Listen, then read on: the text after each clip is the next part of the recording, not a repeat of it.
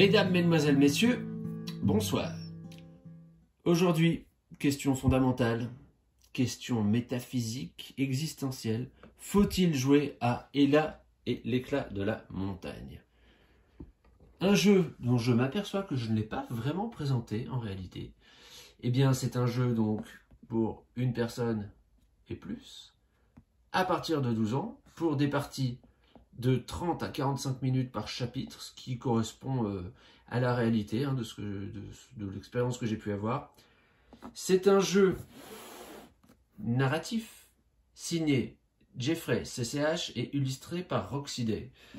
Des noms bizarres quand même, hein. Jeffrey CCH, je ne sais pas qui s'appelle comme ça par un sigle, hein, qui a un sigle pour nom. Je suis allé regarder sur internet, c'est un auteur de Hong Kong, a priori. Roxy Day, j'ai rien trouvé. Et honnêtement, je m'attendais limite à trouver quelque chose dans les sites un peu réservés aux adultes, parce que je trouve que ça fait un peu nom d'acteur ou d'actrice de film X, mais bon, c'est la personne qui s'est occupée des illustrations et qui s'en est fort bien occupée, ma foi. Alors, cette vidéo, je vous le dis tout de suite, je vous préviens, elle va être en deux parties. Si vous avez l'intention de jouer à ce jeu, de l'acheter, ou que vous l'avez déjà et que vous voulez y jouer, vous pourrez regarder la première partie de la vidéo où je vais juste vous présenter un peu le matériel, les mécaniques et vous dire pourquoi il faut absolument jouer à ce jeu qui est une merveille. Et je vais vous raconter tout ça sans aucun spoiler. Dans la deuxième partie de la vidéo, je vais revenir sur les parties que je vous ai présentées et sur la campagne que j'avais jouée précédemment parce que c'est important de le préciser. Et là, par contre, je dévoilerai absolument tout du jeu. Donc, si vous ne l'avez pas encore fait, ne regardez surtout pas la deuxième partie de cette vidéo. Et c'est bizarre hein, pour quelqu'un qui met des vidéos sur YouTube de dire ça, mais n'allez surtout pas regarder les autres vidéos que j'ai mises en ligne sur ce jeu et qui vous dévoilent quasiment tout de ce qu'il y a à savoir. C'est un jeu, on l'a dit, narratif, qui est basé sur la découverte, sur la surprise. Ce serait vraiment, vraiment dommage, ce serait criminel en fait de commencer ce jeu en ayant déjà la connaissance de tout ce qui va arriver. Tout dans Ella et l'éclat de la montagne repose sur le principe de la découverte et de la surprise. Donc c'est très important cet avertissement, c'est pour ça que je le mettais aussi au début de toutes mes autres vidéos. Vraiment, si vous voulez jouer, ne regardez pas la deuxième partie de cette vidéo, contentez-vous de la première, pour laquelle je commence tout de suite par la présentation du matériel. Et bien voici à quoi ressemble le contenu de la boîte d'Ella, une fois retiré le couvercle. Alors déjà la boîte c'est du carton bien épais, bien solide. Vous avez sur le dessus le plateau de jeu qui sera le plateau sur lequel on va poser les cartes et tous nos petits pions. Je vous le montrerai dans un instant. J'y reviens tout de suite. Ici, l'instruction pour monter le présentoir. Bon. Le livre de règles. Alors, il n'est pas très épais. Hein, il fait combien? 26 pages. Sachant que, je vous montre un petit peu, vous avez les premières pages qui sont consacrées à la présentation du matériel et des règles de base. Hein, comment on joue, comment ça se passe. Et vous voyez qu'en haut, ici, vous avez des petites icônes. L'arbre, la forêt, qui correspondent en fait aux deux premiers chapitres du jeu, qui sont le prologue et une mise en jambe, on va dire, pour lesquels les règles sont expliquées d'emblée. On vous explique donc comment jouer à tout ça sur plusieurs pages. Bon, alors vous voyez, c'est très illustré, hein, il y a peu de texte finalement, donc c'est vite lu. Et vous avez, à la fin de cette première partie des règles, un avertissement qui vous dit de ne surtout pas tourner la page avant d'avoir atteint le chapitre suivant, qui est donc le chapitre 2. Car par la suite, et là je ne vais pas vous le montrer, parce que je vous dis je ne spoile rien, par la suite, vous aurez à chaque nouveau chapitre de nouvelles règles, de nouveaux éléments de jeu qui vont intervenir, et pour lesquels il faudra lire 2 ou 3 pages supplémentaires. Et ça, c'est une constante que vous allez retrouver tout le long d'Ella dans tous les éléments. C'est surtout le soin, compris des auteurs, de ne jamais dévoiler la suite du jeu ce qui vous attend après. Pourquoi? Comme je vous l'ai dit, le jeu est vraiment basé sur la surprise et la découverte. Donc ils ont vraiment pris un soin extrême à faire en sorte que eh bien, rien ne vous soit dévoilé avant l'heure. Ensuite, pour ce qui est du matériel, vous voyez, vous avez une super boîte, vraiment un très beau thermoformage avec déjà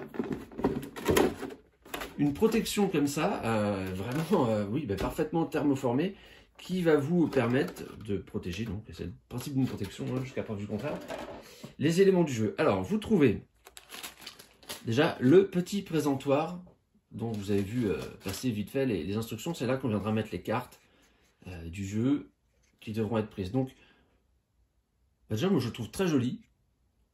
Il tient bien, il est de bonne facture et il est dans le même esprit, évidemment, hein, que le plateau qu'on verra tout à l'heure.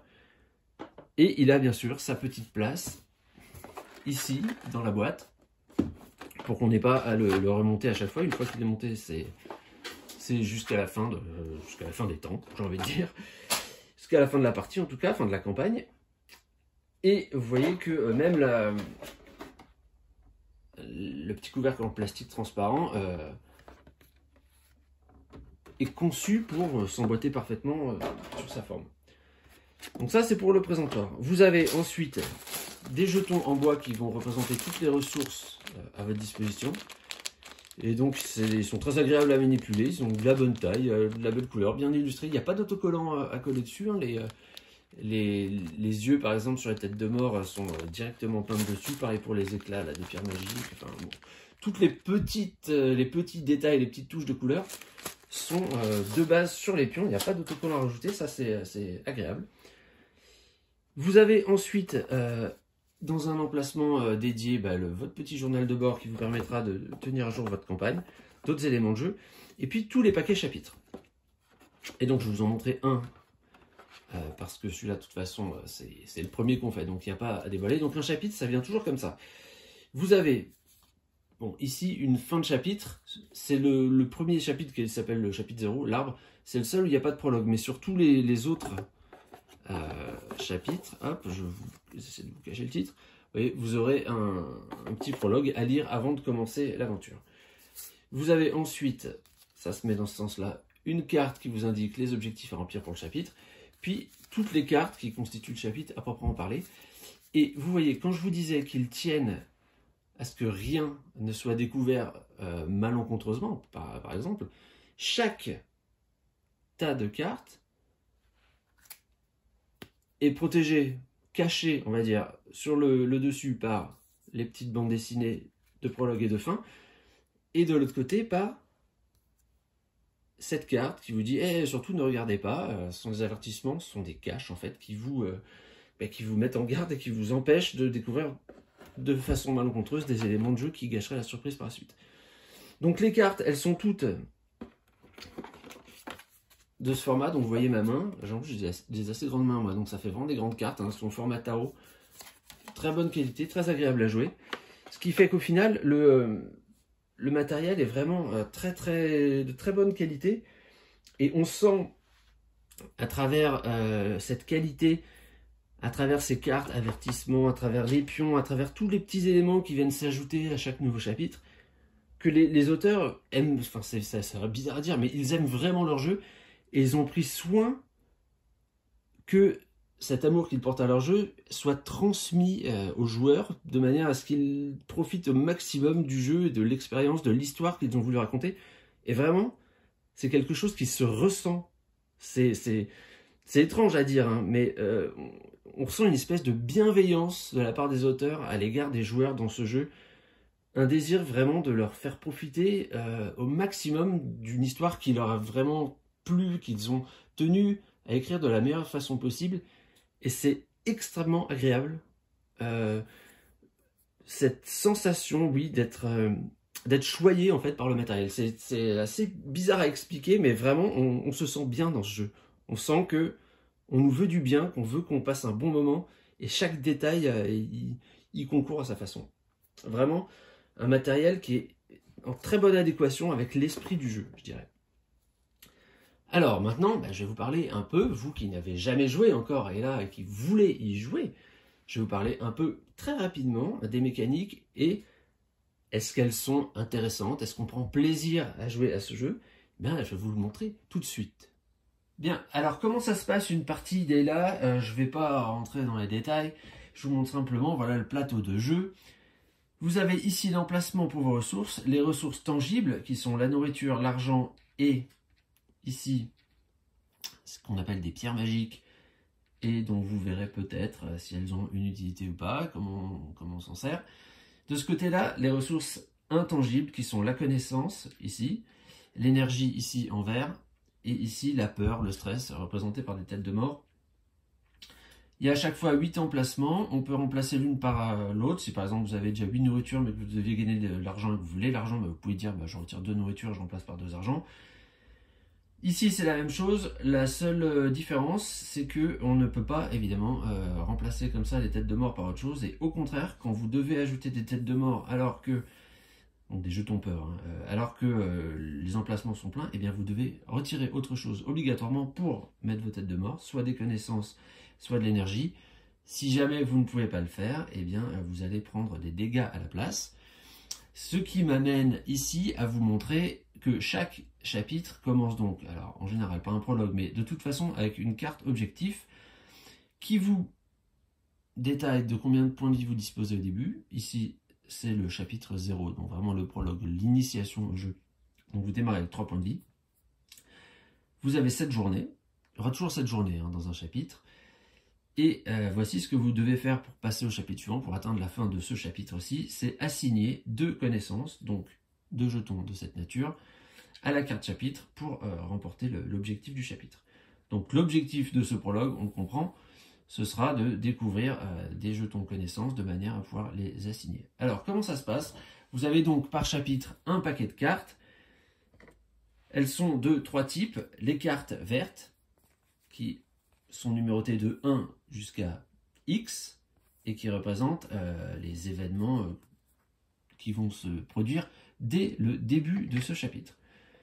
Vous avez des cartes bleues, qui démarrent donc on va dire à X plus 1 jusqu'à Y, donc ici ça va aller de 6 à 8, qui sont des événements qui viendront se rajouter à votre histoire, et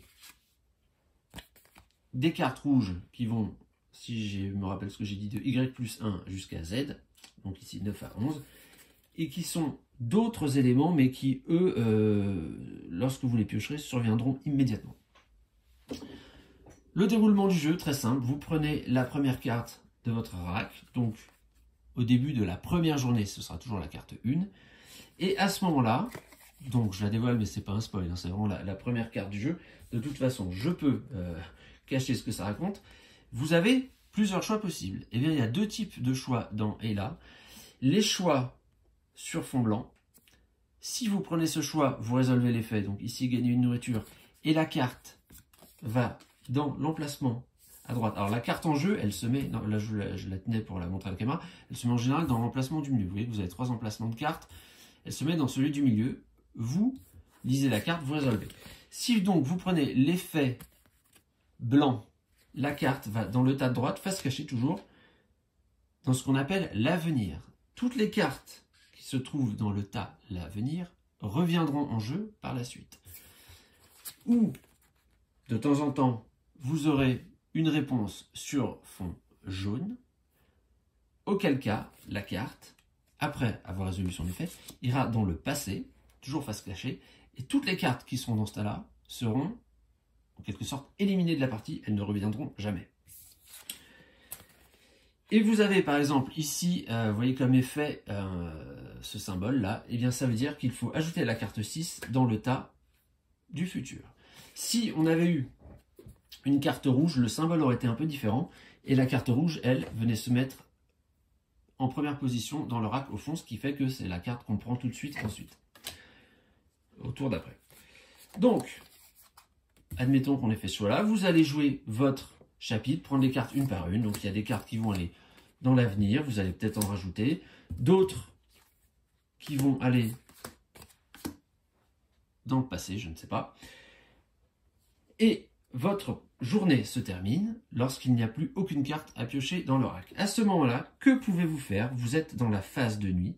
Eh bien, vous avez la possibilité, ça dépendra des objectifs de chaque chapitre, hein, mais d'assigner des ressources déjà à votre objectif. Alors, vous voyez que ici, on nous dit, donc 1, 2, 3, c'est les 3 phases hein, de la phase nuit, les 3 étapes de la phase nuit. Ici, je peux ajouter 1 ou 2 ressources à mon objectif. Alors, imaginons que à la fin de ce chapitre, je sois, eh bien, mettons comme ça. Avec peut-être, on va dire encore 2 nourritures et mettons 2 pièces. Très bien. À la fin de ce chapitre, de cette journée, donc au début de la phase nuit, j'ai la possibilité d'assigner une connaissance à mon chapitre. Ensuite, numéro 2, je dois marquer la fin de la journée en posant une de mes énergies ici. Si je n'ai plus d'énergie, admettons que ce soit le cas, j'ai plus d'énergie, alors à ce moment-là, c'est un cœur que je vais venir poser ici. J'ai 3 cœurs dans ce chapitre, dans le suivant, on en aura plus ou moins. Si jamais je devais poser un cœur quelque part, me défausser d'un cœur, j'en avais plus, j'aurais perdu. Il faudrait que je commence le chapitre au début. Très bien. Une fois qu'on a eh bien, fait cette étape, la 3e étape, c'est de mélanger toutes les cartes qu'on avait posées dans le passé. Voilà. Les remettre bien. Enfin, les remettre bien. Les mélanger, et bien les mélanger. Et ensuite, on les met dans le rack. Et cette fois-ci, vous voyez que l'ordre a été complètement modifié. On ne sait plus par quelle carte on va commencer. On ne sait plus quelle carte sera ensuite. Ce qui veut dire qu'au niveau des mécaniques du jeu, eh bien, il va falloir essayer, autant que possible, de retenir quelles cartes sont dans l'avenir, car elles reviendront. Et donc, vous saurez quelles sont vos possibilités de gagner quel type de ressources, quels sont les événements néfastes qui peuvent vous attendre et auxquels vous devez vous préparer. Et ainsi, vous essaierez de planifier un peu votre journée à venir pour parer les événements indésirables et pour essayer d'obtenir les ressources qui vous permettront de remplir les objectifs que vous avez à remplir. Alors, ces cartes qui vont soit dans l'avenir, soit dans le passé, évidemment, elles sont très thématiques. Celles qui vont dans l'avenir, ce sont des cartes qui vous proposent des choix que vous êtes amenés à rencontrer quotidiennement. Alors, je vous donne des exemples qui ne sont pas des exemples du jeu, mais qui vous donneront l'esprit de ce que c'est. Par exemple, vous avez une carte qui vous dit est-ce que je fais mes devoirs ou est-ce que je vais jouer dehors? Bon, ça, c'est quelque chose, une question qui se pose tous les jours à un enfant, on va dire, de primaire ou de collège. Admettons que vous choisissiez de faire vos devoirs, peut-être que vous allez gagner une connaissance. Si vous allez jouer dehors, peut-être que vous allez perdre une tête de mort parce que vous allez vous défouler, vous déstresser. Mais peut-être que ça va vous dire aussi ajouter une carte qui sera, lorsque vous l'aurez la prochaine fois, l'interrogation. Et l'interrogation du professeur, eh bien peut-être que pour bien y répondre, vous serez dans l'obligation de donner une connaissance. Si vous avez fait vos devoirs et que vous avez acquis cette connaissance, donc vous pourrez passer ce test sans problème. Si vous êtes allé jouer dehors et que vous n'avez pas appris de connaissances et que vous n'avez pas trouvé un autre moyen durant votre journée d'en avoir, eh bien vous ne pourrez pas le faire et à ce moment-là, il vous arrivera quelque chose, je ne sais pas quoi. Voilà, bon ça, ce sont des choix, en tout cas, dont on comprend faire mes devoirs ou aller jouer dehors, qu'ils peuvent revenir tous les jours. Donc, ils iront systématiquement dans l'avenir. Si au contraire, vous avez un choix, alors on change un peu de... Vous avez grandi, vous êtes maintenant à la mairie, au bras de votre compagne, homme, femme, ce que vous voulez. Le maire vous demande si vous voulez prendre cette personne pour époux ou pour épouse. Que vous disiez oui ou que vous disiez non, vous voyez bien que c'est un choix qui va pas, une question qu'on va pas vous reposer le lendemain. A priori, cette question-là, il va se passer un certain temps avant de la revoir passer. Donc, ce type de question, qui entraînerait une grande décision et donc de grandes conséquences, ce type de question, lui, il ira dans le passé, vous ne le verrez plus. Donc, ce sont des questions vraiment, oui, à grosses conséquences. Et donc, toute la mécanique du jeu va reposer là-dessus. Donc, faire des choix, gagner des ressources qui vont être nécessaires, soit à surmonter certaines cartes, soit vous avez les pièces, par exemple, qui peuvent vous permettre d'acquérir des objets. Là, je ne les ai pas mis, mais au fur et à mesure de l'aventure, on va pouvoir acquérir un peu de matériel qui nous aide à réaliser certaines actions, à les faire mieux, à gagner plus de nourriture, ce que vous voulez.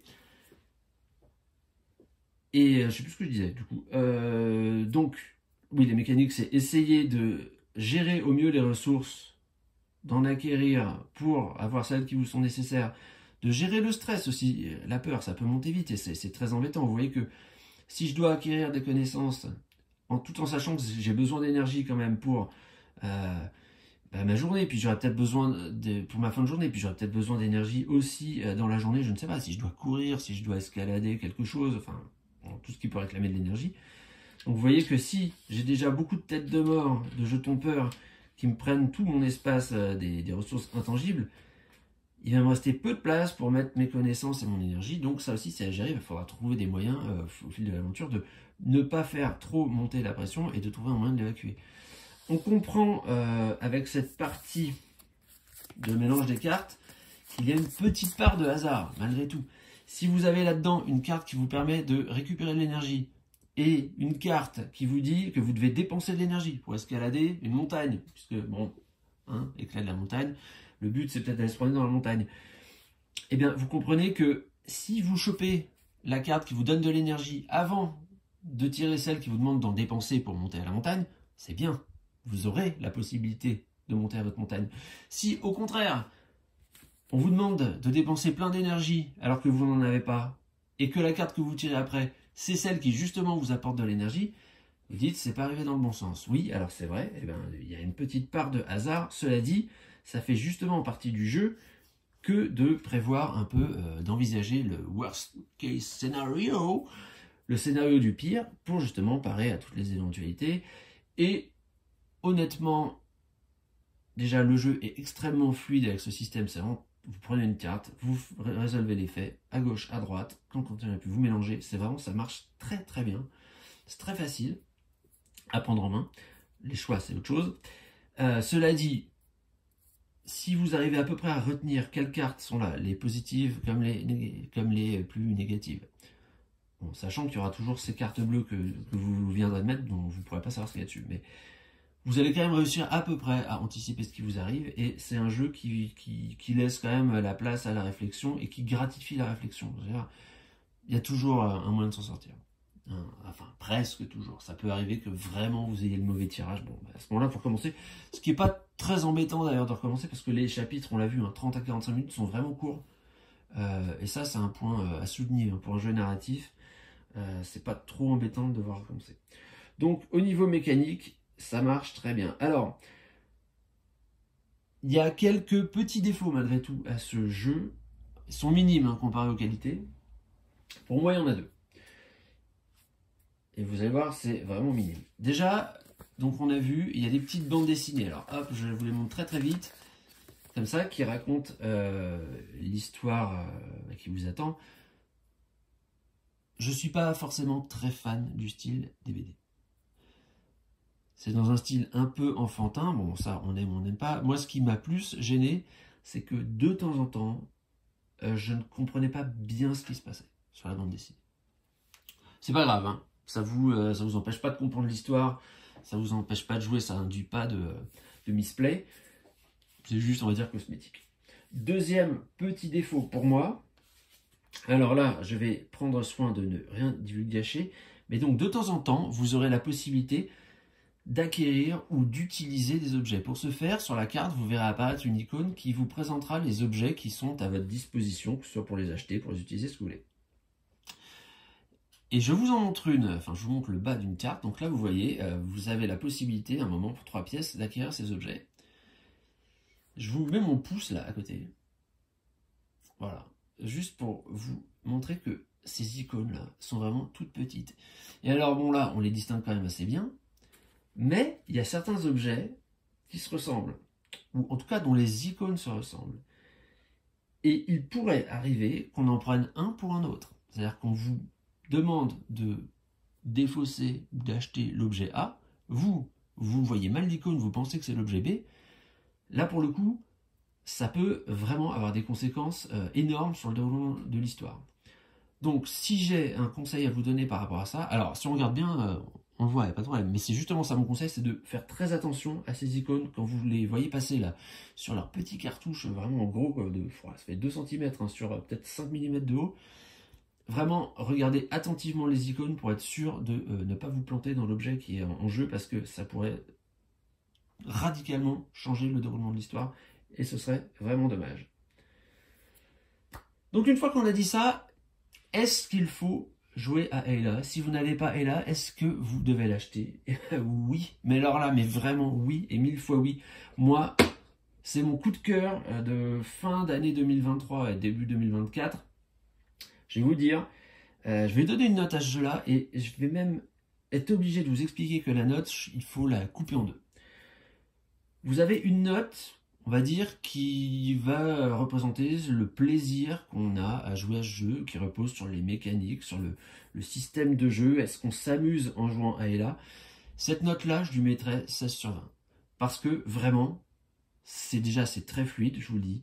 C'est rigolo d'essayer de se rappeler de ce qui va nous arriver avec les cartes qu'on a mises dans le passé, d'essayer d'anticiper les ressources dont on va avoir besoin pour faire face aux événements dont on sait qu'ils vont arriver, pour essayer de gagner les choses qui nous sont nécessaires. Si vous savez que vous avez besoin d'argent pour acheter un objet dont on vous a demandé, eh bien vous allez faire en sorte d'accumuler des pièces, de ne pas les dépenser en certaines occasions qui vous seront proposées. Donc il y a toute une mécanique de réflexion à ce sujet-là. En plus, vous avez certaines cartes qui combattent, parce que je ne vous ai pas tout montré encore, mais vous allez pouvoir acquérir certaines cartes qui sont récurrentes dans votre jeu, que vous viendrez placer d'une certaine manière, de façon à pouvoir enchaîner les cartes entre elles et maximiser leurs effets. Donc ça, c'est très agréable. Alors, on n'est pas au niveau de Marvel Champions ou je ne sais quoi, hein, au niveau des combos possibles et de l'interaction qu'on peut faire entre les cartes. Donc c'est pas non plus le top du top, mais c'est quand même extrêmement plaisant à jouer, on prend vraiment plaisir, et en plus les chapitres sont courts, donc même en cas d'échec, ce qui arrivera, ce qui peut arriver, ce qui peut-être même doit arriver pour qu'on puisse profiter pleinement de l'expérience, c'est pas un problème de recommencer le jeu. Et je vais vous dire, moi je suis quelqu'un qui n'aime pas les jeux narratifs. J'ai eu Sleeping Gods, c'est probablement le pire jeu auquel j'ai joué de toute ma vie, j'ai absolument détesté ce jeu, je le trouvais mais d'une nullité quasiment totale. J'aimais le système de combat, les illustrations, c'est tout. Le reste, je trouvais que l'histoire tenait pas debout, c'était injouable, ça prenait une place, mais il vous fallait la place de la Concorde pour étaler le jeu. Horrible. J'ai Earthbound Rangers, c'est déjà plus sympa à jouer, malgré tout c'est très fouillis, et il y a toujours ce problème des jeux narratifs, un peu le même problème qu'on rencontre d'ailleurs à l'époque, si vous avez connu, quand on jouait un livre dont vous êtes le héros, c'est que si vous plantez, et que vous devez recommencer, mais vous n'avez pas envie en fait, c'est pas possible. Une campagne de Earthbound Rangers, c'est 21 jours, 21 parties, chaque partie dure à peu près 2 heures. Donc moi, je n'ai même pas encore fini une fois, mais vous imaginez devoir recommencer une partie de 40 heures, vous le faites pas, c'est pas possible. Sleeping God, j'ai même pas envie de le faire une fois, donc on va le faire deux, encore moins. Là, si jamais vous plantez votre chapitre, vous repartez et vous en avez pour 30 minutes à recommencer. C'est rien du tout. 30 minutes, c'est un tiers d'une partie de Terraforming Mars. Vous voyez ce que je veux dire? Donc, de ce point de vue-là, non seulement le jeu est plaisant à jouer, mais il est même, pas dire plaisant à perdre, mais c'est pas dérangeant de perdre. On peut recommencer, ça, franchement, ça vous embolisera pas. Et donc, pour un jeu narratif, c'est vraiment extrêmement bien venu, ce genre de considération. Donc la première note, sur le plaisir de jeu, sur le gameplay, sur les mécaniques, 16 sur 20. Mais pourquoi je veux mettre une deuxième note? C'est parce que je vais vous mettre une note, enfin je vais mettre au jeu, pas vous, je vais noter ce jeu sur l'émotion qu'il procure lorsqu'on termine l'aventure. Je vous ai dit, dès le début, ne regardez pas les autres vidéos pour ne pas vous gâcher la surprise. Je vous ai montré qu'à chaque paquet de cartes, les auteurs avaient pris soin de mettre un petit cache, un petit avertissement, encore une fois, pour ne pas gâcher la surprise. Certains éléments du jeu sont enrobés dans du plastique noir, pour qu'on ne voit pas ce qui pourrait arriver par la suite. Le jeu est basé sur la surprise. Et pourquoi je vous répète ça? C'est parce que la fin de ce jeu m'a totalement scotché. Je ne m'attendais absolument pas à ce qu'il s'est produit. J'ai été cueilli, mais vraiment cueilli. Pour ceux d'entre vous qui auraient regardé la dernière vidéo, celle où donc on arrive à la fin du jeu, vous avez peut-être pu constater que j'étais sans voix. j'avais la gorge toute serrée. Au niveau de l'émotion procurée par ce jeu, ben pour moi, c'est 20 sur 20. Et même peut-être 21 sur 20. C'est incroyable. Je crois que de toute ma vie, et c'est pour ça aussi sûrement que je fais cette vidéo de débriefing là maintenant, je crois que de toute ma vie, je n'ai jamais été autant saisi d'un point de vue émotionnel par la conclusion, par le récit et par la conclusion d'un jeu. Et même, non, je ne dis pas plus, je le dirai dans la partie avec spoiler. Donc, vraiment, je vous dis, c'est un jeu, alors moi, j'avais, bon, déjà, sur les jeux, je fais assez attention, mais là, j'avais même gardé les plastiques dans lesquels étaient enrobés les paquets de cartes. J'avais prévu de le revendre, mais vraiment état neuf. Mais en fait, c'est un jeu qui m'a tellement marqué que même maintenant que je l'ai fait, même si je connais tous les embranchements possibles, même si je sais s'il n'y a plus de surprise pour ce jeu, bah je ne le revendrai pas. Ça n'est pas possible, c'est devenu comme un genre de doudou pour moi. J'ai tellement aimé cette histoire qu'on m'a racontée, j'ai tellement été bouleversé par la conclusion que c'est impossible que je revende ce jeu. La seule envie que j'ai, c'est de le prêter à mes amis. De leur dire, voilà, pendant une semaine, pendant 2 semaines, vous arrêtez de regarder la télé, vous arrêtez de lire vos livres le soir, faire ce que vous faisiez. Vous mettez en famille, vous faites une partie des là. Ça vous prendra une demi-heure, 45 minutes, peut-être 1h30 si vous en faites 2, peut-être 1h30 si vous devez recommencer. Mais vous le faites. Vous allez gagner, vous allez perdre, vous ne savez pas, vous allez recommencer jusqu'à arriver à la bonne fin. Parce qu'il y a plusieurs fins possibles à chaque fois, ça j'ai oublié de le dire. Il y a plusieurs fins possibles. Il y en a que vous aimerez, il y en a que vous aimerez moins, il y en a que vous aimerez plus. Faites-le, recommencez si vous voulez, jusqu'à trouver la fin qui va bien, qui va vous plaire. Et là, je vous garantis que vous me direz merci. C'est exceptionnel l'émotion que m'a procuré ce jeu. Et donc, c'est un oui, un énorme oui, pour répondre à la question, faut-il jouer à Ella? Oui, il faut y jouer. Il faut vraiment y jouer. D'un point de vue mécanique, d'un point de vue plaisir de jeu, c'est très fort. Mais alors, d'un point de vue émotion, c'est encore un niveau jamais atteint pour moi par un autre jeu. Voilà. Je vais passer maintenant à la partie où je dévoile tout. Il y a des spoilers. Je vais revenir sur la campagne que j'ai faite en vidéo, sur celle que j'avais faite avant. Je vais vous expliquer comment s'intriquent les divers embranchements de l'histoire. Vous expliquer les choix que j'ai faits, pourquoi je les ai faits, ce que ça a changé par rapport à ma première partie. Donc si vous n'avez jamais joué, arrêtez la vidéo là. Allez jouer et revenez regarder ce que j'ai fait. Peut-être si vous voulez. Quand vous aurez vous-même joué une partie, vous pourrez comparer. Pour les autres, pour ceux qui ont déjà joué, qui ont déjà vu mes vidéos, on se retrouve tout de suite pour que je vous explique ce que j'en ai pensé et comment ça a fonctionné. On y va.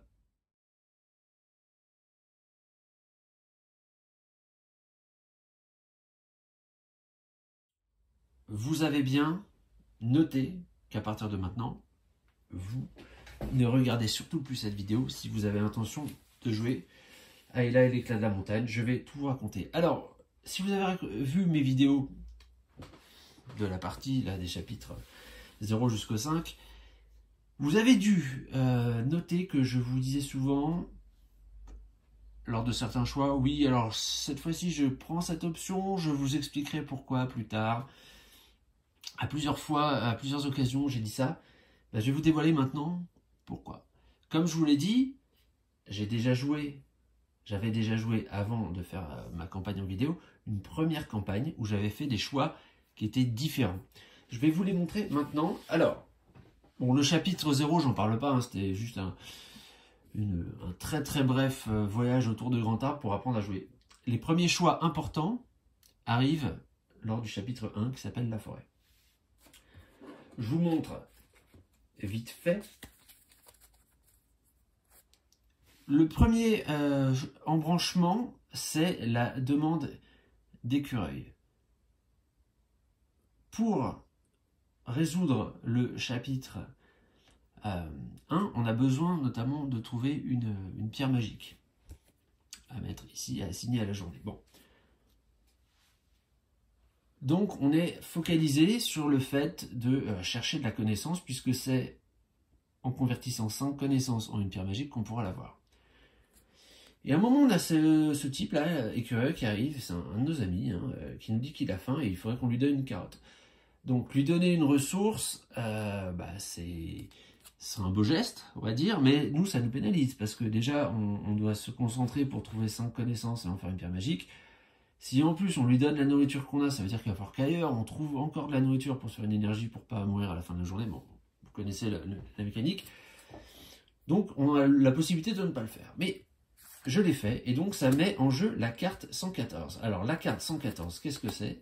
C'est celle-ci, c'est la demande d'oiseau. Et à nouveau, on a un ami qui nous dit « Oh là là, j'ai un problème, le vent a emporté notre nid. » Et donc là, qu'est-ce qu'on peut faire? Eh bien, on peut réfléchir à un moyen d'améliorer le nid. Alors, embêtant, ça prend de la connaissance dont on a besoin justement pour avoir notre pierre magique. Ou alors, si on a les outils, on peut l'aider à réparer son nid. Si on fait ce choix, il nous remercie et ça met en jeu la carte 118. La carte 118, qu'est-ce que c'est? C'est notre troisième copain, c'est Teddy, qui s'est pris au piège et il faut qu'on essaie de le sortir de là. Donc là, pareil, ça nous demande encore des efforts. Néanmoins, si on le fait, on a toujours le choix de ne pas le faire, hein, et d'essayer de en ligne droite, là, de trouver nos connaissances et de faire notre pierre magique pour répondre au chapitre. Néanmoins, si on l'aide, qu'est-ce qui se passe? Il est content, il nous donne de la nourriture et on met en jeu la carte 121. Et la carte 121, qu'est-ce que c'est? On perd 3 jetons peur, on gagne cette pierre magique dont on avait besoin pour terminer le chapitre, et surtout, je dirais, on gagne le pendentif, que voici. Et le pendentif, c'est un objet qu'on va retrouver plus tard dans la partie. À un certain embranchement du jeu, on nous demandera est-ce qu'on est en possession du pendentif, ce qui nous ouvrira des options différentes que si on ne l'avait pas. Donc, le chapitre 1, en fait, je l'avais joué exactement de la même façon que je l'ai joué ici en vidéo avec vous. C'est au chapitre 2 que les choses, véritablement, ont totalement commencé à dévier pour moi. Je ne le savais pas, évidemment, à l'époque. Hein. Et je vais vous montrer comment cela s'est passé. Alors, déjà, quelque part, bon, de la même façon, j'avais une ombre qui était venue me parler et qui m'avait offert cette épée scintillante qui m'améliorait un peu mes capacités de combat. Mais, comme dans la partie que j'ai filmée devant vous, à un moment, on se fait attaquer par le gang des canidés. Donc, on a tous ces choix possibles. En ce qui me concerne, j'avais refusé de leur donner quoi que ce soit. Ce qui m'avait fait mettre en jeu la carte 211, où les canidés venaient m'attaquer. Alors, il faut savoir que si j'avais fait le choix de les payer, de toute façon, ils seraient revenus me taxer régulièrement. Donc, j'aurais certainement pas pu remporter le chapitre. Donc, j'avais refusé de céder à leur chantage, et voilà qu'ils se vengent, hein, ça, on s'y attendait, en m'attaquant. Bon, ils ne sont pas très forts, ils ont 4, moi je peux relancer un dé, donc si j'ai un peu d'énergie, on considère que je les vainc assez rapidement. Ce qui met en jeu la carte 216. Et là, voici le boss, un peu plus fort, force 5, mais bon, ça reste jouable quand même. Donc de toute façon, lui, on n'a pas vraiment le choix. Enfin, on peut choisir de ne jamais... Enfin, on est obligé de combattre, hein, de toute façon, et donc, en fin de compte, ouais, enfin, c'est un choix qui dépend du hasard, mais de toute façon, si jamais on ne le vainc pas, il reviendra à chaque fois, il nous en a un vainqueur très pénalisant. Et voici où réside le premier gros choix du jeu. Alors moi, évidemment, je suis tombé en quelque sorte dans le panneau. Donc on vient de vaincre les chiens, et là on nous dit, bah, soit vous continuez à les poursuivre, et à ce moment-là vous gagnez un super objet, 3 pièces, et vous mettez en jeu une carte, soit vous les laissez filer, et ça évacue un peu la pression chez vous. Moi, j'ai choisi la réponse A, parce que là il y a un objet à gagner, et des objets, c'est pas facile de les avoir, et puis on ne sait pas si on aura la possibilité de les croiser à nouveau, on ne sait pas ce qu'ils font, donc c'est une opportunité qu'on n'a pas envie de laisser passer quelque part. Donc, je choisis de continuer à les poursuivre et je mets en jeu la 225. Donc, en faisant ceci, quel est l'objet que je gagne? Eh bien, je gagne le bracelet de Croc, un symbole de puissance au sein du gang des canidés. Il témoigne de la force de son propriétaire. Il m'ajoute 2 points de force lors d'un combat. Donc, vous voyez, je peux relancer un dé grâce à mon épée scintillante et maintenant, de toute façon, j'ai déjà 2 de base. Et en plus, ça met en jeu une nouvelle carte qui reviendra à chaque journée. C'est que les canidés, tous tout penaud, là, tout plein de débit, et ben, il me donne 3 pièces à chaque journée. Donc, fabuleux. Ça, premier embranchement que j'ai pris de cette manière. L'usine, vous vous souvenez aussi qu'à un moment, vous avez ce type-là, Félinus, qui sort de nulle part et qui dit « Je sais ce que tu as fait, mais n'oublie pas qui dirige ici. » Le patron de la mafia, quoi. Et donc là, on a deux choix. Soit on attaque, soit on fait ça, on évite les ennuis. Sachant que, toujours un peu sur le même principe, si on attaque, cette carte va aller dans le passé. Alors que si on évite les ennuis, bah, à chaque tour, on va se prendre une peur de plus. Sachant que le patron chat, il nous stresse déjà pas mal, et il en rajoute. Donc, moi, j'avais choisi de dire, allez, j'y vais, je l'attaque. En plus, bon, je commence à être pas mal en combat, là. Je peux relancer un dé, j'ai 2 points de combat supplémentaires, donc j'y vais. Attaquons. Alors là, donc, des Félidés, il commence par une grenouille. Bon, c'est bizarre pour des Félidés. Il a 4 points de combat, j'ai déjà 2 de base, donc là, franchement, piece of cake. Évidemment, quand je mets la 240, je sais pas ce qui va arriver. Hein. Ok, ici, un oiseau qui arrive, une corneille. Bon, une corneille qui se trimballe avec des Félidés, je sais pas si c'est une bonne idée pour lui, mais bon. 7 points, ok, je le bats.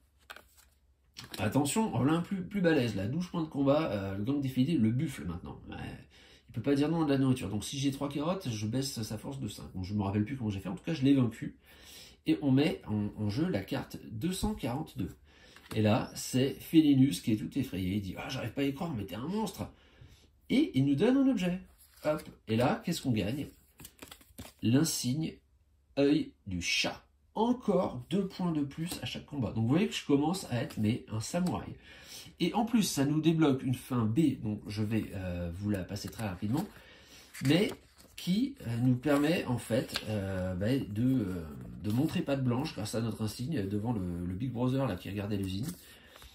Il y a quelque chose qui s'ouvre et ça nous ouvre le passage vers la mine, alors que je rappelle que pour gagner le chapitre d'une autre manière, à la régulière, il fallait quoi? Je ne me rappelle plus ce qu'il fallait. Il fallait, je pense, assigner des connaissances, 9 connaissances si je me rappelle bien, pour terminer le chapitre. Donc, voilà le choix que j'avais fait pour le chapitre de l'usine. Pour ce qui est du chapitre 3, je ne vais pas vous en parler parce qu'il n'y avait rien de spécial à signaler. J'ai fait globalement la même chose. Enfin, en tout cas, j'ai pas eu d'embranchement significatif supplémentaire par rapport à cela. On arrive ensuite au chapitre 4 du château. Alors là, le château, je vous avoue, je l'avais complètement loupé. Je l'avais complètement loupé. Pourquoi? Parce que, je vais vous montrer. Lorsque vous êtes au château, vous devez donner 9 pièces en objectif au roi. Mais vous ne pouvez pas commencer à assigner des pièces avant la fin de la 5e journée. Alors moi, j'avais pas vu ça. J'avais pas vu ça. Et vu que j'étais une brute au combat, et vous savez, on a des privilèges et des contrats passés, j'avais un contrat qui était de combattre un monstre qui traînait dans les souterrains du château et qui rapportait de l'argent. On le voyait sur la carte. Et en fait, il rapportait 9 pièces. Et comme j'étais une brute en combat, que j'avais mon pote Léo avec moi, je suis allé direct au combat. J'ai immédiatement gagné mes 9 pièces. Et j'ai mis mes 9 pièces dessus. Et en fait, au bout de la 2e journée, j'avais terminé le truc. Voilà. Mais donc, j'ai tout loupé. Parce qu'en fait, pourquoi on ne peut pas assigner de pièces avant la 5e journée lors de ce tableau? C'est justement pour que les événements aient le temps de se mettre en place. Et quels sont ces événements? À un moment, vous êtes invité par Dame Perroquet. Elle vous file de la bouffe, très bien, et vous met une carte en jeu. Vous n'avez pas le choix, vous êtes obligé de le faire. Qu'est-ce qui se passe? Elle se transforme en monstre. Ah, on est terrifié, on met la 430. La 430, c'est quoi? Elle nous attaque. Donc, soit elle a 12 de combat, soit on la bat, soit et on la bat pas, on met la 432 en jeu. Donc voilà c'est celle-là. Donc il est un peu diminué, ok, mais de toute façon on finit par la battre. 431, voilà, on est mort. Et la 431, c'est quoi? Le monstre est terrassé et ça va mettre dans le paquet du futur la 413. La 413, que dit-elle? Accusation. Sire, voici les coupables de l'assassinat de Dame Perroquet. Et oui, dans le château, on n'est pas bien content que un des nobles ait été assassiné. Et là, qu'est-ce qui se passe quand on fait ça? Léo se sacrifie. Et Léo va en prison et il nous donne une montre. La montre que voici et qui nous permet un peu d'agencer les cartes une fois qu'on les a mélangées pour la journée à venir. Histoire de ne pas commencer par le pire. Ok, très bien. Donc, j'ai fait ça. Enfin ça, je ne l'ai pas fait justement. Je me suis barré du château avant qu'il y ait ça. Donc j'ai fait le chapitre 5 d'une manière complètement fausse, c'est-à-dire que j'avais toujours Léo avec moi dans mes soutiens. Hein, j'avais cette carte là qu'on a gagnée quelque part lors de la mine, justement, on a gagné ça, le soutien de Léo. Celle-ci, bien sûr, vous voyez, lorsque Léo va en prison, elle est défaussée. On perd cette carte, on doit la défausser. Mais moi, comme j'étais pas arrivé là, eh ben, j'avais fait un énorme misplay. Je suis passé au chapitre suivant, à un moment où j'avais pas le droit, avec un personnage que je ne pouvais plus avoir. Bon. Voici donc que j'arrive au chapitre 5. Et alors, comment ça se passe, le chapitre 5? Déjà, il m'est arrivé quelque chose qui ne m'était pas arrivé lors de la partie que j'ai filmée. C'est que, à un moment, je suis à Rockgel, et on me demande si je possède un de ces trucs-là. Il se trouve que dans la mine, ben, j'aurais peut-être dû le dire, alors, j'avais fait un choix qui faisait que j'avais ce livre. Donc, je mets en jeu la carte 508. 508, alors, pour le coup, prendre la carte du livre, là, je me souviens, je crois que je me souviens comment on fait, bon, je ne vais pas vous le dire, peut-être vous le ferez vous-même. En tout cas, ça ne résultait pas d'un choix violent. C'était, en fait, je crois, tout simplement, je vous le dis, bouchez-vous les oreilles si vous ne voulez pas le savoir, mais je crois que c'est au début de la mine, il y a les taupes là qui vous disent, soit elles vous donnent de la nourriture, soit elles vous donnent un plan de la mine. Bah, ce truc-là, c'est plus ou moins le plan de la mine. Voilà, donc ça, c'était vraiment un choix, on va dire, involontaire en tout cas. Donc, et qu'est-ce qui se passe une fois en tout cas qu'on a mis la 508 en jeu? Bah, il y a quelqu'un qui est derrière nous, sur nos pas. Je mets la 513, comme on me le dit. Une silhouette encapuchonnée. Le mystérieux personnage s'approche, le combat semble inéluctable. 516, attaqué. Effectivement, je suis attaqué. Et qui m'attaque? 550. Félinus, le retour de Félinus, 12 points de combat. Bon, 12 points de combat, sachant que je relance une épée, que j'ai plus 4, qu'entre-temps, je me suis trouvé des sortilèges, hein, en plus assez violents. Je me demande même si j'avais pas pris le talon d'épéiste. Enfin, franchement, j'étais une brute de combat. Félinus, je la bats une fois, je mets la 551. Ah, elle se transforme en monstre. 15 points de combat. Mais j'étais tellement fort que même 15 points de combat, j'avais pas besoin de faire un 6. Là. Oui, le coup de grâce, là, qui transforme sa force de combat en 1. Donc, je lui assène le coup fatal. Bon, je suis un petit peu blessé, mais quand même, je la démolis. L'issue, et je dis, les monstres ne peuvent pas me battre. Et oui, je suis vraiment devenu, je vous dis, un samouraï. Et voici les derniers mots de Félinus. Et je vous montre ça, pourquoi. C'est moi que tu traites de monstre, mais tu n'es guère différente. Tournez les talons et partir. À ce moment-là, de la partie, ça me frappe. Je me dis, mais elle a raison en fait. Qu'est-ce que je suis? Parce qu'il faut savoir un truc, c'est que depuis le début de cette campagne, depuis le début que je joue, ça se dit pas ça, enfin, depuis le moment où j'ai commencé à jouer, il y a une question qui me turlupine, c'est pourquoi est-ce qu'on est un lapin? On nous dit sur la boîte que le jeu est pour 12 ans et plus. Il y a même un avertissement sur l'emballage, un petit autocollant, qui nous précise, attention, en dépit de son allure enfantine, de son aspect un peu enfantin, le jeu comporte des scènes très dures et émotionnellement, ça peut être dur pour les petits. Dont acte, j'en prends note, mais à ce moment-là, si c'est un jeu plutôt adulte, pourquoi on nous fait jouer un lapin? Qu'est-ce que c'est la logique là-dedans? Hein, un lapin qui a cette tête de peluche, c'est vrai que il y a des coutures là, bon. Et donc, au moment où Félinus me fait remarquer assez justement que mais je suis horrible en fait, je suis un lapin tout gentil, et qu'est-ce que j'ai développé comme talent? Talent d'épée, des sorts de combat, des bracelets qui m'augmentent encore ma force de combat, je tape absolument tout ce que je vois. Je commence à ce moment-là à entrevoir le fait que j'ai peut-être choisi une voie un peu violente, quoi, par rapport à l'esprit du jeu. Bon, toujours est-il que s'ensuit-il? Qu'est-ce qu'il s'ensuit? Alors, il ne faut pas que je me trompe dans mon petit paquet de cartes. Comme précédemment, j'arrive au sommet. On me demande, et c'était pareil d'ailleurs, je ne vous l'avais pas montré, mais je vous le montre maintenant, on m'avait déjà demandé dans le château, au chapitre précédent, si je possédais le pendentif. Vous savez, celui qu'on a ici, je crois, non, là-bas. Voilà, qu'on a gagné en venant en aide au premier chapitre à nos amis.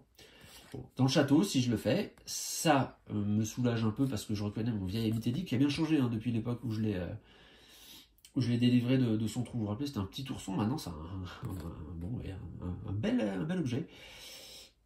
Et il met en jeu la 414 qui par la suite donne la possibilité de faire son plan d'évasion, si vous vous rappelez. Voilà. D'ailleurs, le fait qu'il ait changé d'aspect à ce point, c'est peut-être une critique qu'on pourrait rajouter un peu au jeu, c'est qu'on n'avait pas du tout, parce qu'à chaque fois je vais essayer de finir mes phrases, mais à chaque fois nos chapitres durent 7 journées, on en a fait combien, 3 à 4, donc mettons qu'un mois s'est passé, et lui il a grandi de 25 ans, donc on ne sait pas trop où on est dans le temps, enfin bon, peu importe.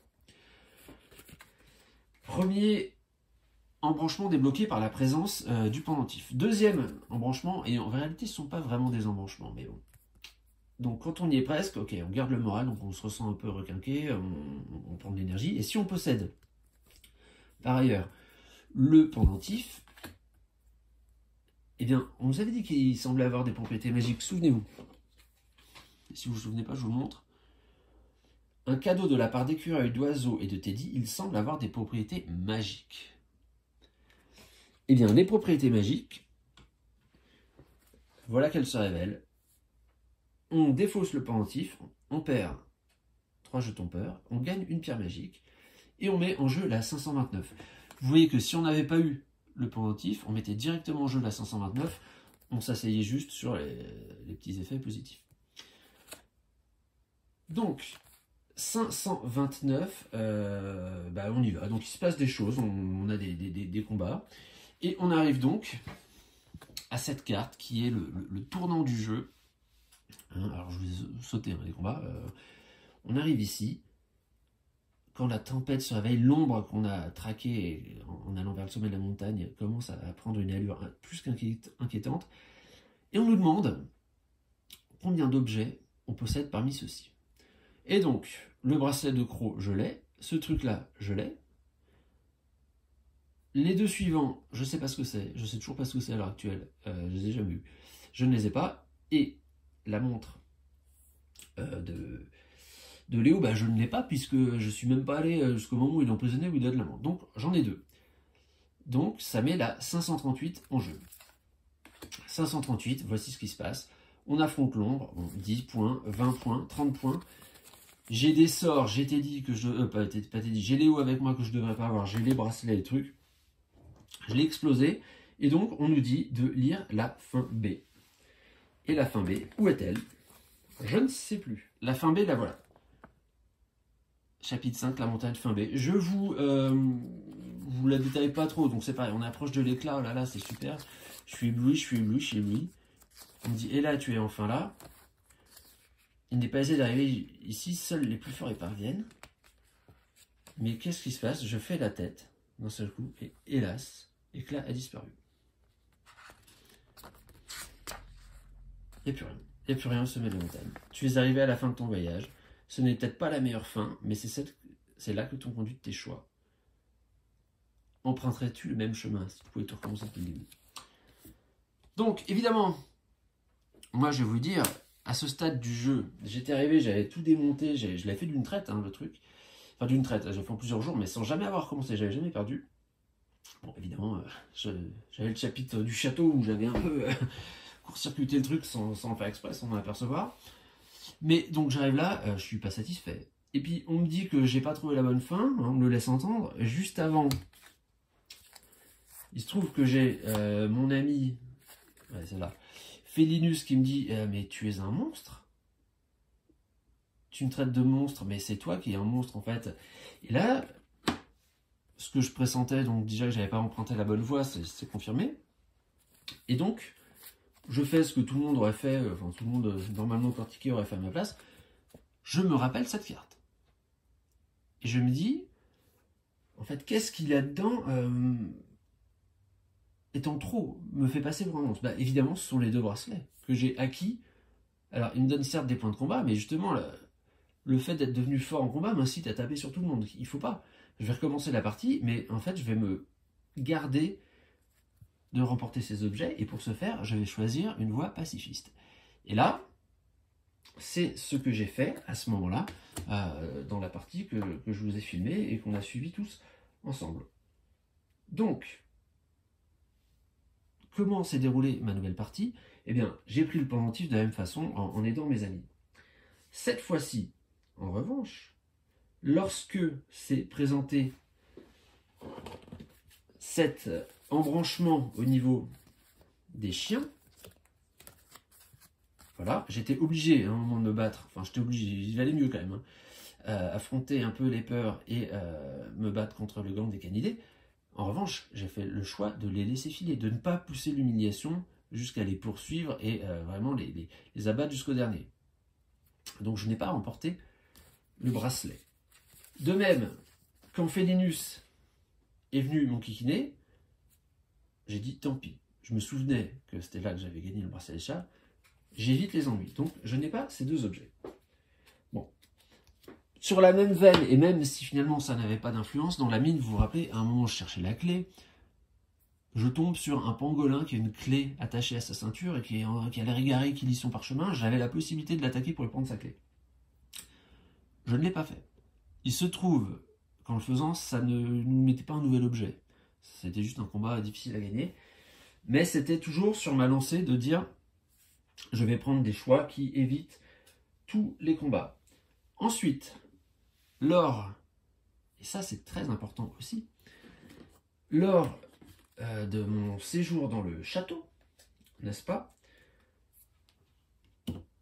par rapport au mode de jeu que je m'étais fixé, eh bien, il m'a paru évident qu'il fallait essayer de délivrer Léo, que je ne pouvais pas sortir du château. Excusez-moi, je traîne un peu sur la phrase parce que je cherchais le paquet adéquat. Je ne pouvais pas, n'est-ce pas, sortir du château sans avoir délivré Léo. C'était impossible.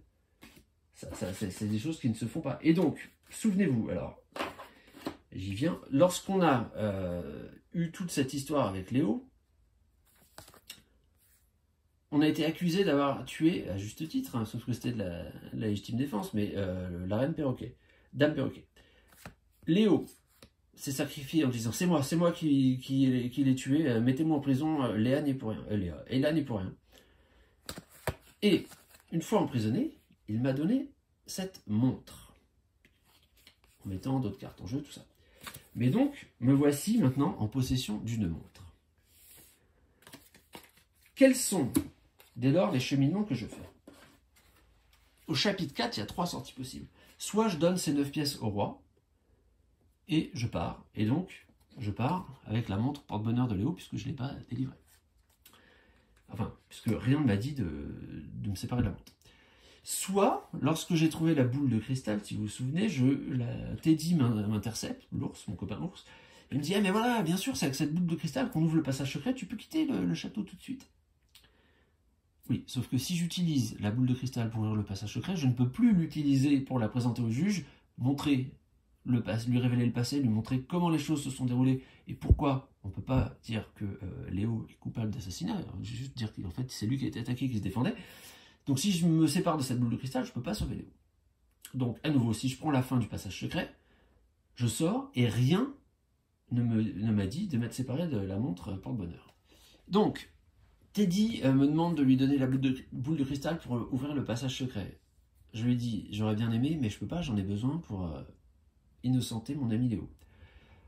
Teddy, je vois, c'est bien là et là que je connais. Donc, bon, il me félicite, je me sens un peu mieux.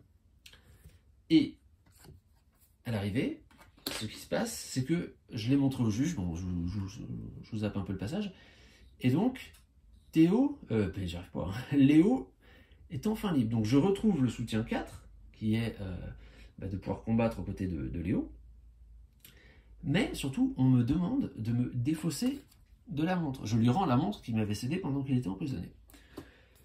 Et, voilà, c'était je ne peux pas abandonner Léo, c'était avant, bon, je les ai mis dans le mauvais sens. Et voici comment, parmi les 3 sorties possibles de ce château,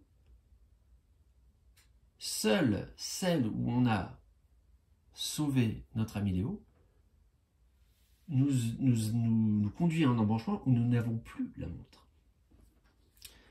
Et justement, je me demandais, si vous avez vu la vidéo sur le 5e chapitre, je me demandais comment, dans ce chapitre, ils allaient prendre en compte le fait qu'on avait sauvé, enfin en tout cas essayé de sauver Léo, puisque finalement ça n'a servi à rien.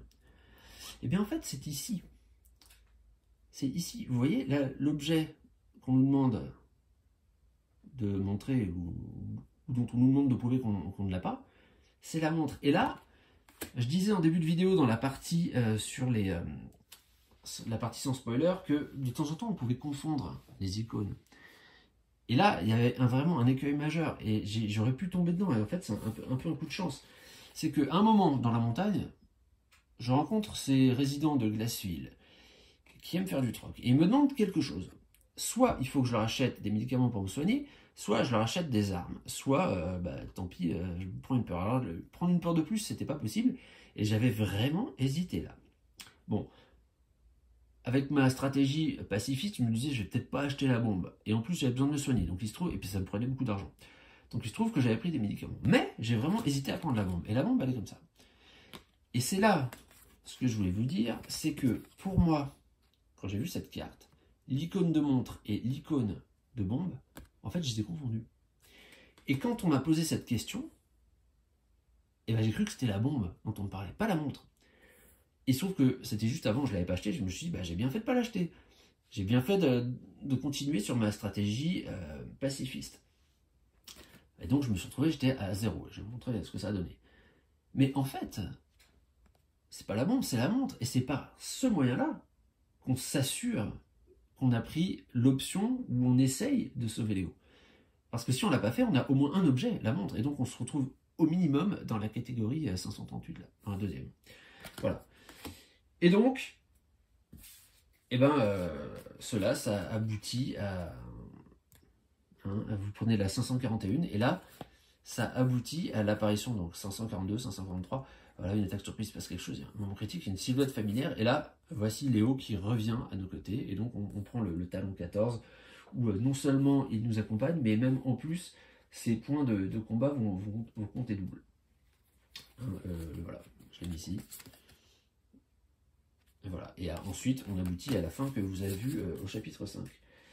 Alors, qu'est-ce que je voulais vous dire maintenant? C'est que quand même, avant d'arriver là, vous l'avez vu, il y a eu quelques difficultés. En particulier, je suis tombé sur ce monstre Chapatron, pour lequel il fallait 18 points de combat pour le vaincre. Or, au moment, ça c'était avant qu'on rencontre tout ce que je viens de dire, je ne pouvais pas faire 18. Moi, j'étais tout seul, pardon, je gêne un peu, j'avais juste mon pauvre petit dé, comme ça. Je n'avais plus d'énergie. Et j'avais un sort avec, je pense que j'avais 2 pierres magiques à ce moment-là, à vérifier. Donc j'avais un sort, voilà, qui était une boule de feu, et qui me permettait d'ajouter 10 points de combat.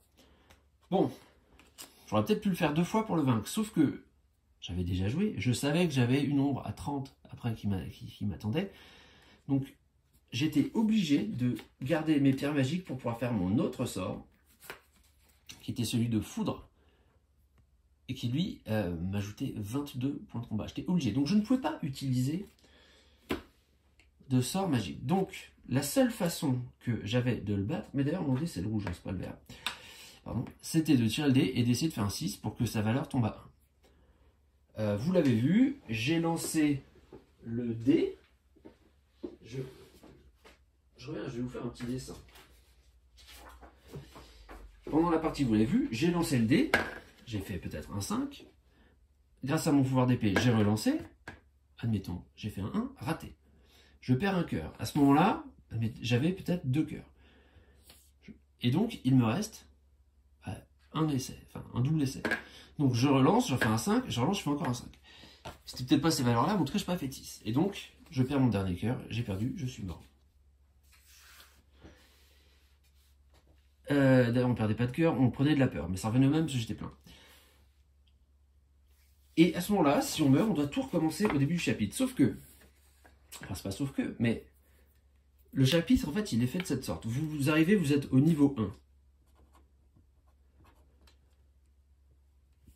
Puis il faut arriver au niveau de la montagne qui est le niveau 5, au sommet de la montagne qui est le niveau 5. Pour ce faire, vous avez une multitude de trajets possibles, de chemins possibles en prenant les cartes. Mais quoi qu'il arrive, une fois que vous êtes arrivé au niveau 5, c'est en ligne droite, jusqu'au combat final, là, contre l'ombre. Et ici, à ce moment-là, vous avez chat patron. Alors, pardon, j'écris pas très bien, mais c'est pas facile, je suis complètement de travers. Vous avez chat patron. Ce qui signifie que, si vous perdez, et que vous recommencez, vous repartez là. Mais, en vérité, recommencer, à quoi ça va servir? Parce que, quel que soit le chemin que vous empruntiez, vous allez toujours revenir ici. Il n'existe pas un chemin qui ferait ça, par exemple. Vous ne pouvez pas trouver quelque chose qui vous évite de faire ce combat. Donc, de toute façon, ça c'est un peu une des limites de ces jeux-là, c'est qu'il y a des boucles qui sont obligatoirement répétitives. On vous demande de recommencer, mais en réalité ça ne sert à rien de recommencer, puisque de toute façon, soit vous y arrivez, soit vous n'y arrivez pas. Si vous n'y arrivez pas, il faut encore recommencer. Si vous y arrivez, vous retournez là où vous venez de recommencer. Enfin, là où vous venez d'abandonner. Donc, autant recommencer là. Et, puisque pour le battre, il n'y a qu'une seule solution, c'est de faire un 6, ça va dire, je lance le dé, si je fais pas un 6, je perds, je commence là, je relance le dé. Bon, autant dire qu'on fait un 6 immédiatement. Donc cette partie, bon, voilà, il y a une certaine mauvaise foi dans ce que je dis, je vous le cache pas. Mais cette partie, elle est un peu étrange quand même du jeu. Donc, en fait, c'était... oui, j'ai triché là-dessus, parce que j'ai mis le dé directement sur 6.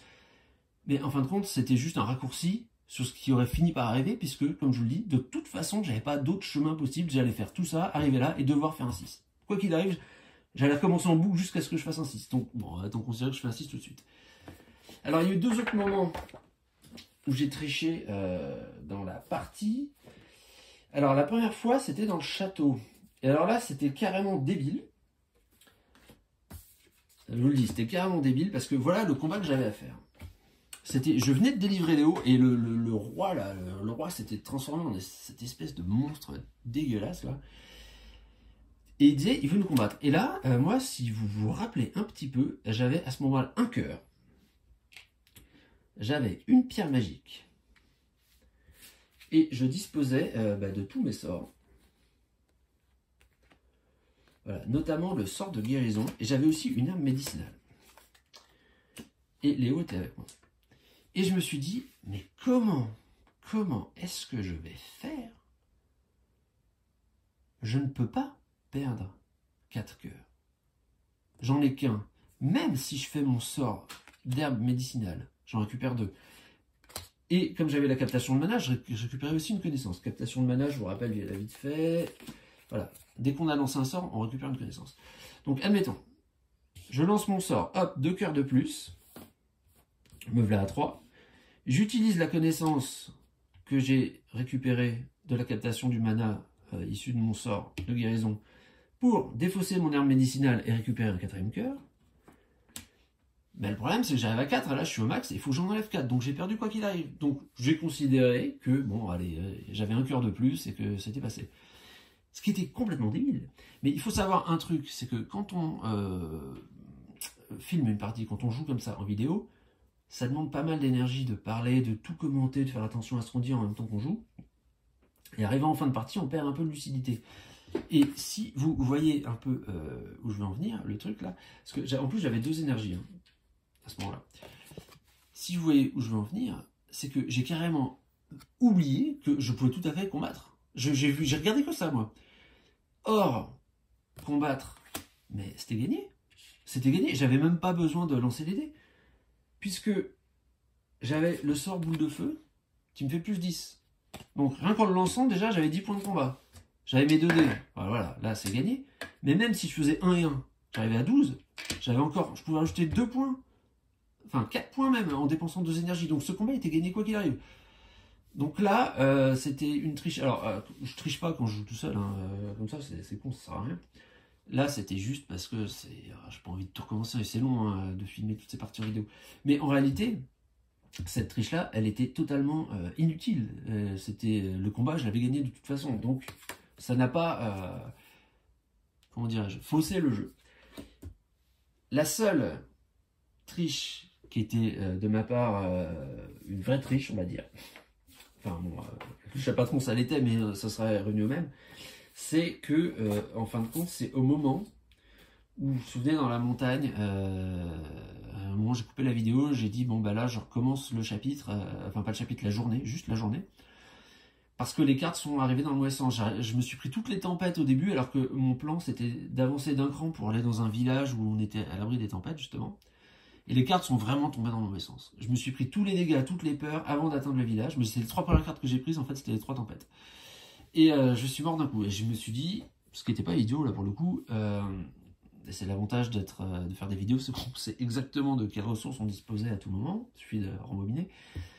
Je me suis dit, j'ai tiré aucune nouvelle carte, j'ai dévoilé aucun nouvel embranchement. Plutôt que de recommencer au début du chapitre, je vais recommencer juste à la journée où je venais de démarrer. Il n'y a eu rien de nouveau, c'est juste j'ai eu les cartes dans les ordres. Et la triche que j'ai faite, et qui pour le coup est une des 2 vraies façons de tricher dans le jeu, c'est que j'ai mis la carte qui me permettait d'atteindre le village sur le sommet du deck, de façon à la prendre tout de suite et être à l'abri des tempêtes. Bon, ça c'est vraiment tricher.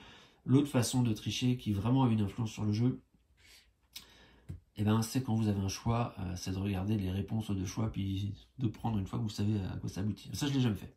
Je l'ai jamais fait. D'ailleurs, petite parenthèse, mais au moment où j'ai décidé de recommencer mon histoire en mode pacifique, je ne savais absolument pas, ça c'est important de le noter, je ne savais absolument pas si c'était la bonne solution. Hein. Je me doutais que oui.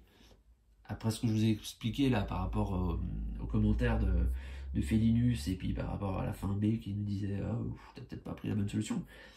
Néanmoins, je sais pas, hein, peut-être que c'était encore une surprise qui m'attendait. Alors, la fin, qu'est-ce que j'en ai pensé moi de la fin?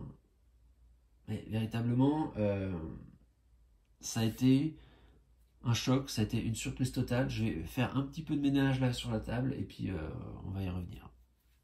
Et donc la fin du jeu m'a pris de court, m'a accueilli, m'a totalement pris par surprise. Je m'attendais absolument pas à ce qui se passe. Rien que le fait qu'on nous dise allez regarder dans la boîte, enlevez le thermoformage, vous allez voir au fond il y a une plaque de carton noir, retirez-la et dessous il y a encore une surprise qui vous attend. Rien que ça, je trouve ça fabuleux. Rien que ça, c'est fabuleux parce que, encore une surprise, même en fin de compte, je vous disais qu'ils avaient apporté un soin à chaque élément du jeu, à ce qu'on soit senti, à ce qu'on se sente au chaud, on se sente une bienveillance à notre égard. Mais, je veux dire, même le thermoformage fait partie du jeu puisque c'est sous lui que se cache l'ultime surprise. Cet épilogue merveilleux où, bah, écoutez, on va le regarder encore un peu une fois. Alors, j'ai lu des commentaires sur BGG de gens, je pense, qui n'ont pas tout à fait compris le sens de cette histoire, qui disaient que la morale de l'histoire, c'était que seules certaines personnes méritaient de sortir du coma et pas d'autres. Je pense pas qu'il y ait une personne au monde qui se dise, tiens, moi je vais créer une histoire, un jeu, un film, un livre, peu importe, parce que le sujet qui me tient à cœur, c'est que vraiment, il y a des gens qui sortent du coma qui ne méritent pas. Alors qu'il y en a d'autres qui le méritent et qui ne sortent pas. Je trouve que c'est vraiment tellement une niche comme secteur. Enfin, je vois pas qui est tellement en plus sujet à polémique que je vois. Non, c'est pas ça du tout le message du jeu. On regarde encore un peu ces illustrations là. Et pour le coup, celles-là, elles sont vraiment très très belles, très réussies. Et le livret final est beau. Hein. C'est vraiment. Tu as choisi la bonté, ce qui est écrit là, hein, un peu sous forme de CG. Tu as choisi la bonté dans un monde empli de chaos. Tu as travaillé dur, tu t'es battu sans relâche pour montrer que tu le méritais. Et c'est là-dessus que certaines personnes étaient mécontentes. Alors comme ça, les gens bons méritent de sortir du coma. Les gens bons, les gens qui font preuve de bonté. Et les autres non. Bah, j'ai envie de te dire déjà, si t'es catholique, c'est pas mon cas, moi je suis pas de religion, athée. Mais si t'es catholique, tu peux pas critiquer ce message-là, il me semble, puisque c'est exactement le principe du paradis. Hein. Les gens qui sont bons, ils vont, et les autres, eh ben, Ils vont brûler jusqu'à la fin des temps en enfer. On est dans le même niveau. Donc, première remarque, et surtout, mais ça n'est pas ça le message du jeu, je vais y revenir, mais simplement déjà ce petit album là, regardez. Déjà, quand on est dans le chapitre 1, finalement, le chapitre 1, c'est celui où on se promène dans la forêt et à l'issue duquel Grand Arbre nous quitte. Mais regardez ce que dit ce qui nous arrive dans le chapitre 1. On prend d'abord cette carte, 122, un sombre présage. Ah, j'ai l'impression que ça va dégénérer. Petit ondée se transforme en giboulée, la pluie s'intensifie. Bigre, nous voilà face à une tempête, le tonnerre gronde. Ça devient carrément le déluge. On voit que les choses sont en train de très mal tourner.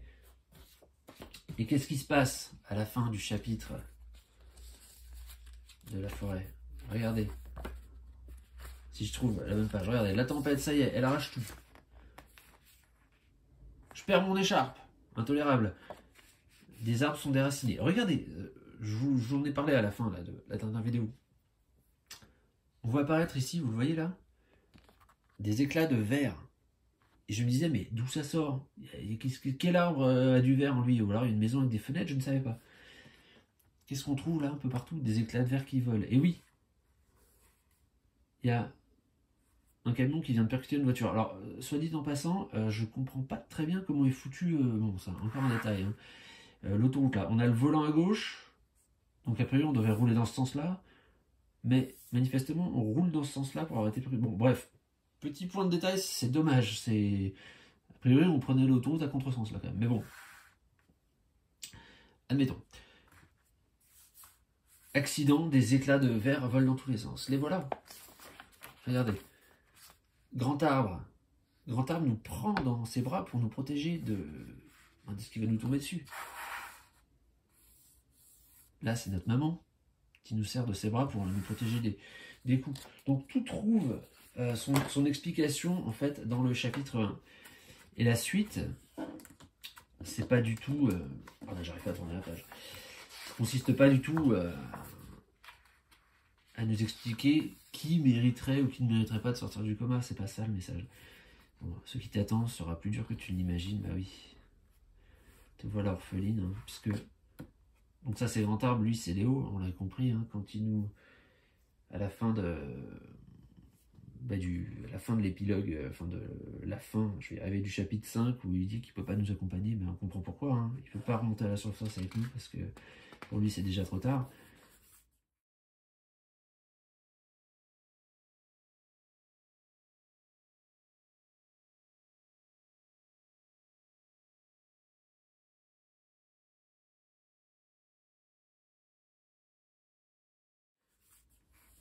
Et donc voilà, cette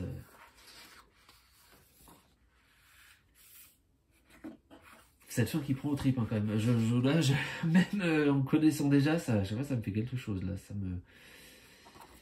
Avec notre doudou qui est là, voilà, qui symbolise notre combat. Et alors, si je dis que le message, c'est pas de savoir qui mérite ou pas de sortir du coma, ce qui est vraiment une question qui est complètement sans intérêt, parce que qu'est-ce que vous voulez qu'on fasse, quoi. Même si le message, c'est de dire certaines personnes ne sortent pas du coma, et alors, qu'est-ce que j'en fais de ça? Je crois que je vais aller à l'hôpital, me renseigner sur le passé des gens pour savoir ceux qui sont en réel, à lesquels on mérite ou pas, et quand je saurai qu'il y en a qui méritent pas, il faudrait que j'aille les tuer derrière. Enfin, ça n'a aucun sens ce que vous me dites sur BGG. Réfléchissez quand même quand vous écrivez. Non. Le message, pour moi, il est très clair, et non seulement il est très clair, mais il est même extrêmement intelligemment fait. C'est-à-dire que, je vais vous dire, je pense que j'ai joué le jeu exactement comme il fallait le jouer. Et quand je dis ça, c'est pas du tout que je suis en train de m'envoyer des fleurs ou quoi. C'est je pense que je l'ai joué exactement comme les auteurs avaient prévu que je le jouerais. Je suis tombé dans le panneau du début à la fin. Et c'était merveilleux de se laisser prendre à ce piège-là. Je tombais dans le panneau, pourquoi? Parce que ma première campagne, qu'est-ce que j'ai fait? J'ai choisi la voie de la force. Des chiens m'attaquent, j'arrive à les battre. Si je les pourchasse un tout petit peu, je gagne un objet, je gagne des sous, bah, j'y vais. Je deviens encore plus fort en combat, je continue à me battre. Je m'engage sans même m'en apercevoir. C'est ça qui est fort. Je me suis aperçu de rien au début. Je m'engage sur le côté obscur de la force. Vers la fin de l'histoire, je rencontre à nouveau Félinus qui me dit « Mais t'es un monstre, tu dis que je suis un monstre, mais t'es encore pire que moi ». Là, je commence à comprendre qu'effectivement, je suis peut-être allé un peu loin dans la violence et dans la colère. C'est trop tard pour faire marche arrière. La fin m'indique qu'effectivement, il y a une voie possible. Et en fin de compte, pour pouvoir profiter pleinement de cette expérience de jeu, bah, c'était nécessaire que je me trompe et que j'arrive à cette fin erronée. Parce qu'ensuite, je recommence l'histoire, mais cette fois-ci consciemment, je fais les choix non violents. Je fais le choix de la bonté, de la magnanimité, de ne pas humilier mes adversaires, de ne pas chercher la violence. Et c'est quasiment comme un cheminement intérieur. Je suis en train de prendre conscience que oui, la voie de la lumière, appelons-la comme ça, mais d'ailleurs, après tout, c'est ce qu'on cherche. Aller révéler cet éclat au sommet de la montagne. Je prends conscience que la voie de lumière, c'est vrai, elle est plus difficile que la voie obscure. C'est plus difficile d'affronter des monstres quand vous n'avez pas les bracelets qui vont ajouter des points de combat. C'est difficile de faire le choix de dire bah non, je suis pas fait pour combattre et de toute façon je ne veux pas combattre, donc tant pis, je vais me prendre des peurs, tant pis, on va peut-être me prendre des sous, je ne sais pas quoi, mais je rentrerai pas dans ce jeu-là. Oui, c'est plus difficile. Seulement cette voie-là, la voie de la lumière, au final, c'est la seule qui puisse nous sauver. C'est ça que nous dit le jeu. C'est un énième message en sens, en fin de compte. Si vous lisez Harry Potter, c'est la même chose. Star Wars, c'est la même chose. Ne sombrez pas dans le côté obscur de la force. C'est le chemin facile, mais il vous mènera nulle part. Et bien là, c'est la même chose. Sauf qu'au lieu de le lire, au lieu de le regarder sur un écran de cinéma ou de télé, ici, vous le vivez sous la forme d'un jeu. Et en ce sens, je trouve que ce jeu est d'une intelligence extraordinaire dans la façon dont il a été conçu et dans la façon dont il a été pris en compte qu'il était nécessaire de perdre, de se tromper, de faire toute une campagne de la mauvaise façon une fois, pour ensuite réaliser et comprendre l'intérêt de la faire de la bonne manière, en choisissant la voie que j'appelle de la lumière. Ça fait un peu biblique, moi qui viens de vous dire que j'étais pas religieux du tout, c'est étonnant, mais je trouve pas tellement d'autres termes pour le désigner. Et au final, pour moi, c'est une expérience vraiment qui est fabuleuse. Alors, je vais pas vous dire que c'est mon jeu préféré, et je l'ai adoré, mais on peut pas y rejouer à l'infini une fois qu'on a fait ça.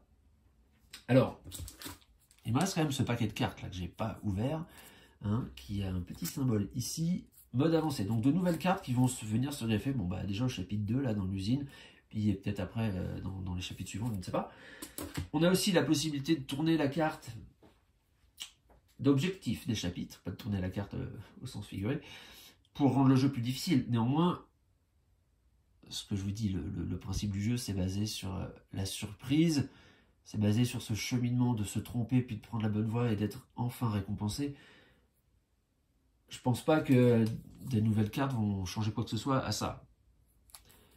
Peut-être que ce sera plus difficile, peut-être que les chapitres seront plus tendus, alors que déjà celui de la mine, moi j'ai trouvé qu'il était magnifique de tension, parce que je gagne vraiment juste à la fin. Le château, en fin de compte, c'était pareil, j'ai gagné en trichant entre guillemets, parce que j'avais pas vu que je pouvais combattre, j'ai juste cru qu'il fallait que je prenne 4 dégâts, mais en réalité je pouvais gagner le combat, mais c'était vraiment, j'étais à la fin du chapitre, la fin de ma journée, je pouvais plus tellement faire d'autres choses. Donc le jeu est déjà bien tendu, alors si ça le tend encore plus, bah écoutez, ça risque d'être limite un peu trop difficile, je ne sais pas.